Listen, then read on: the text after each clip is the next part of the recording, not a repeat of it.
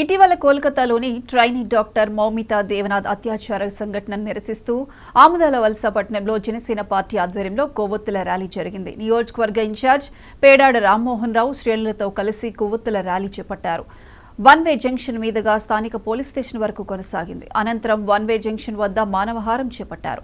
మహిళలపై దాడులు రోజురోజుకు పెరుగుతూ వస్తున్నాయని, ఘటన జరిగి 2 వారాలు కావస్తున్నా నేటికి నేరస్తులకు శిక్ష ఖరారు కాకపోవడానికి గల కారణం ఎవరని రామ్మోహన్ రావు ప్రశ్నించారు. ఇలాంటి ఘటనలు పునరావృతం కాకుండా ఉండేందుకు బలమైన చట్టాలను తీసుకురావాలని కోరారు. ఈ కార్యక్రమంలో జనసేన మండల అధ్యక్షులు, మండల నాయకులు, వీర మహిళలు పాల్గొన్నారు.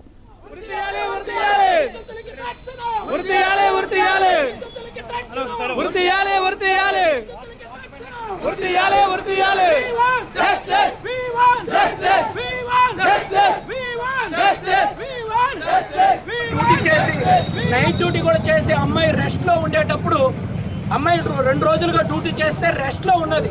రెస్ట్ లో ఉన్న అమ్మాయి పైన అత్యాచారం చేస్తే కనీసం అక్కడ ఉన్న ప్రభుత్వం వెంటనే స్పందించాలి. పైగా ప్రజలందరూ తిరుగుబాటు అవ్వాలి. ఈ రోజుకి కొన్ని రోజులుగా రకరకాలుగా దీక్షలు చేస్తూ, అంటే ఓన్లీ డాక్టర్సే చేయాలా ఈ దీక్షలు అనేవి? ఓన్లీ డాక్టర్లే రోడ్డు మీదకి రావాలా?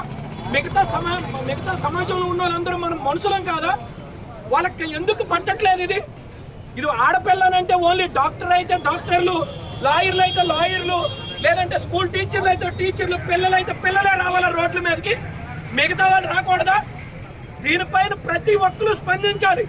సాటి యువకుడు ప్రతి ఒక్కరు, సాటి ఆడపడుచులు ప్రతి ఒక్కరు రోడ్డు ఎక్కాలి.